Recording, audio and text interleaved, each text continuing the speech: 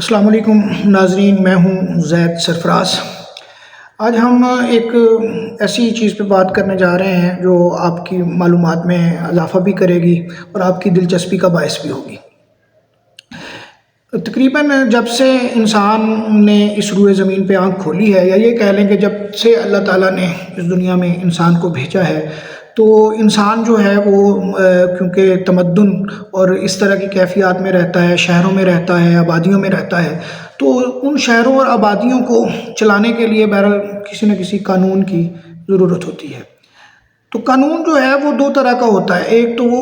آپ قانون کہہ لیں جو کلچر کے اندر یا ویلیو کے اندر ہوتا ہے، جو ایک نسل سے دوسری نسل میں منتقل ہوتا ہے،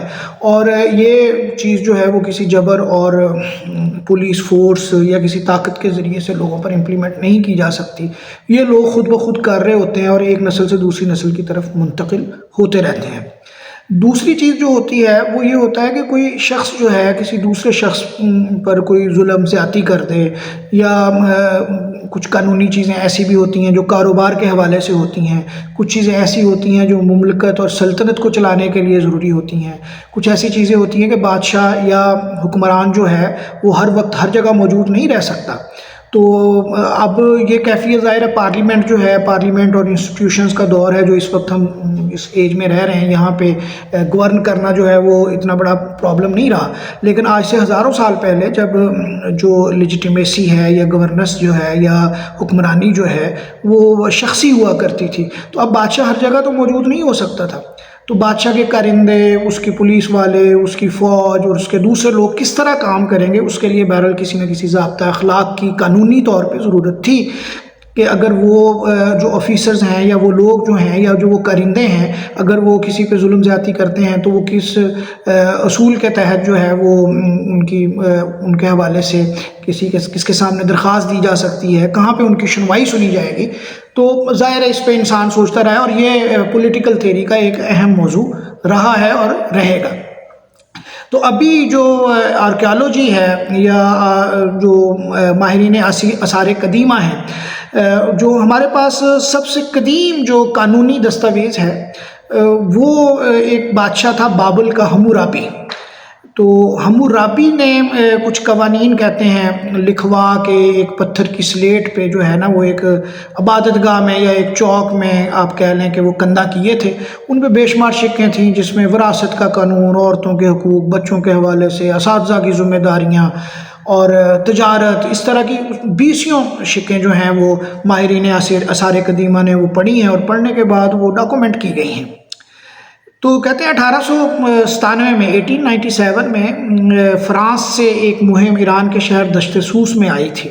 دشت سوس ایک جگہ ہے، صحرا ہے، اور سوس وہاں پہ ایک شہر ہے۔ تو وہاں سوس کے اندر وہ کچھ آرکیالوجی سائٹ پہ کام ہو رہا تھا، کھدائی کر رہے تھے آثار کی، تو ایک پتھر نکلا، اور پھر کچھ عرصے بعد، کچھ مہینوں کے بعد ایک دوسری جگہ پہ وہیں پہ سوس کے اندر ایک دوسرا پتھر نکلا۔ تو جب اس کو جوڑا گیا تو جوڑنے کے بعد جب ماہرین آثار قدیمہ نے وہ ایک پرانی زبان تھی اس کو پڑھا تو وہ پتہ چلا یہ تو بغداد کے قریب ایک بابل شہر ہوا کرتا تھا، 30-40 کلومیٹر بغداد سے قریب۔ تو یہ تو وہاں کے کسی بادشاہ ہمورابی کا ہے،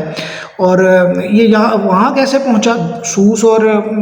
بابل میں کافی فرق ہے۔ کہتے ہیں کہ سوس کا ایک بادشاہ تھا، اس نے بابل پہ حملہ کیا اور وہاں پہ اس کو فتح کیا، اور فتح کی یادگار کے طور پہ وہ یہ پتھر سوس لے آیا، اور جب سوس تباہ ہوا تو وہاں سے پھر یہ جو ہے آثار قدیمہ جو ہے وہ فرانسیسیوں نے برآمد کیے۔ تو کہتے ہیں کہ یہ جو ہمورابی ہے یہ حضرت ابراہیم علیہ السلام کا ہم عصر تھا، اور حضرت مسیح علیہ السلام سے 2000 سال پہلے یعنی گزرا ہے۔ تو تقریباً کہتے ہیں کہ اس کا جو زمانہ ہے وہ 3500 سے 4000 سال پہلے، یعنی 2000 قبل مسیح تقریباً بنتا ہے۔ تو یعنی اس وقت جو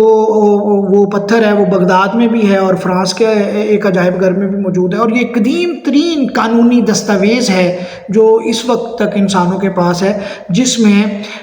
ہمورابی نامی بادشاہ جو بابل کا تھا اس نے اپنی عوام کے لیے وہ قانون جو ہے وہ اویزہ کیے۔